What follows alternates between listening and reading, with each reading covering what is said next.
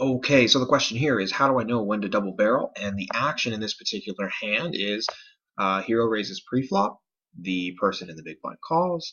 Of course, hero continuation bets the flop on a 2-jack-6 board, then the player called, and now hero is trying to double barrel the turn. How do you know when to double barrel? Well, this is where. You want to double barrel in spots where, one, there's not a lot of stuff that the person can call with on the board. This is a poor example of that because there's, guess what, lots of flush draws from the flop. Therefore, this person is likely to call and chase a lot of draws. Okay. Two, the biggest thing that you want to have is a turn card that scares a lot of potential hands that that player would have. You want a turn card that's threatening. So how do you know a turn card's threatening? Well, imagine you're in this player's shoes. How many times have you ever been in a situation where the turn card comes out and you go, oh, not that card, any card but that card. Why did the ace of spades come out on the turn? Oh my god. That's the card you want to double barrel on.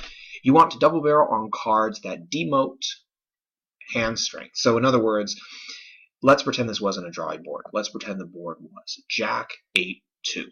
Okay. Well, you have an 8. Let's say Jack 7-2. Okay. So you completely have nothing.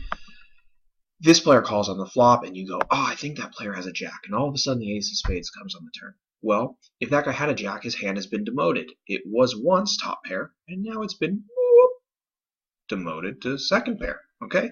So those are the two things you want to look for. One, you want to look for boards that don't contain a lot of hands they can call with, so this is not one of them because it draws. And the second thing you want to look at when double barreling is that the card on the turn or the card on the river is something that will demote hands that that player has, or in other words, scare a lot of his hands away. And so you can just think for yourself how many times you've been in situations where you go, oh, not that card. I wish that card didn't come out.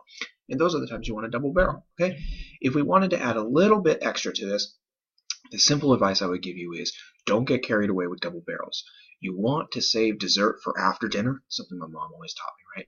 So, in other words, in poker, when you're doing fancy plays, it's, ooh, sexy double barrel, yeah.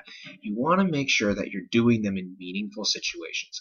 This is heads up in a 9-man, and that's meaningful to me. So I like that. I don't want to see you making double barrels at big blind 20, 30, 50 when pots are small and they're not worth a lot. Okay? So those are the things you would want to take from this, and now you know what to think about when double barreling, and you're always going to know what goes into these situations. There it is. 2 minutes, 45 seconds, and you're already a better poker player. See you guys.